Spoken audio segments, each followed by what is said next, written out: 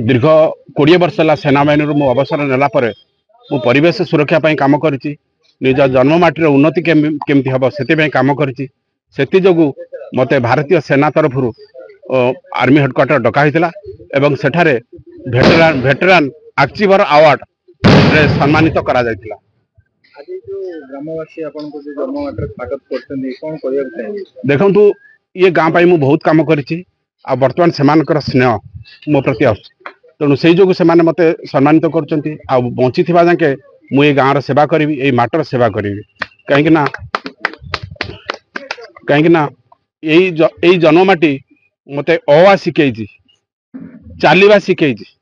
कथा कहवा शिखई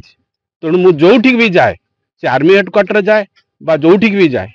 मु प्रथमे आगे मो गाँ ना कहे तापरे मु जोटी चाकरी करथिली आज मु जोटी दाना खाऊची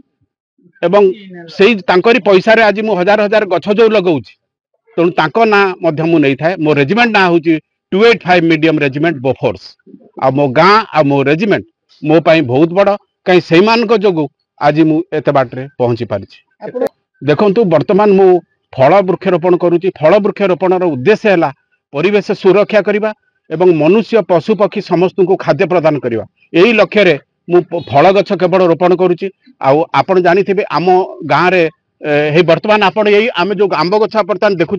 से आंब गछ भी आम 15 वर्ष तले लगेलु आम अंचल आपण जोटिकी जीवे आम अंचल विभिन्न पंचायत रे आपण आंब गछ देखिए किंतु वर्तमान मु अन्य गछ फल वृक्ष रोपण करुच्ची जामु है बेल है पणस है ताकू रोपण करुच्ची।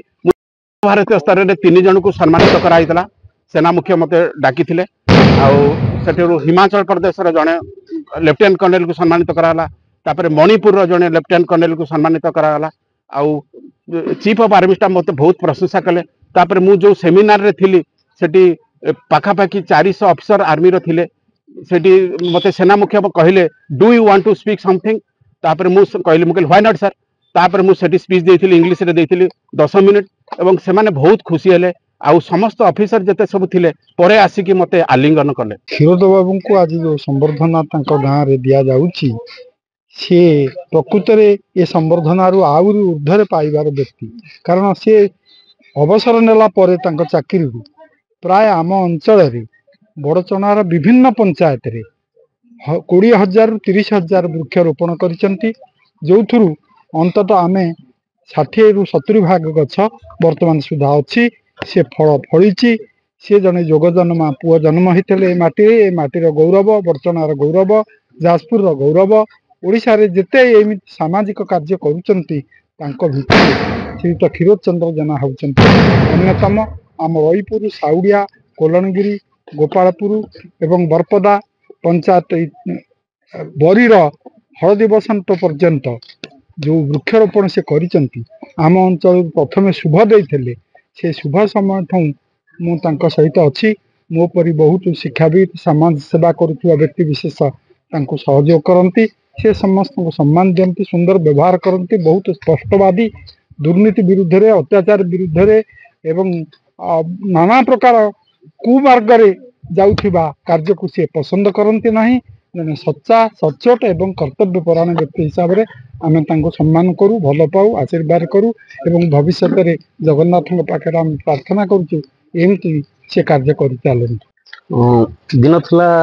आमर कलाश्री ग्राम स्वर्गत पूर्वतन विधायक मानवेंद्र सामल नाम परिचित होता किंतु आज आमको एत गर्व लगुच क्षीरोद जेना जी कि अंचल परिवेशविद क्षीरोद जेना कलाश्री गर्वित। हाँ आ पूर्व राष्ट्रपति उपराष्ट्रपति प्रतिरक्षा मंत्री डाकिकी संबर्धना देते 25 तारीख रे से चीफ आर्मी ठारू भेटेरान अचीवर अवार्ड पाई जो आम ग्रामवासी बहुत गर्वित आज पूरा अति भाव विहल थिला जे कि क्षीरोद जेना जो दिल्ली रू फेरिले आम सांग मैंने किसी बसी चिंता कलु जिते आड़े से सम्मानित होचंदी आम गाँव लोक कहीं न करवा तेणु आम तुरंत लगी पड़लु दिने 2 दिन मध्य संपूर्ण ग्रामवासी आज हुलुहुली बंदापना करी स्वागत संबर्धना देते।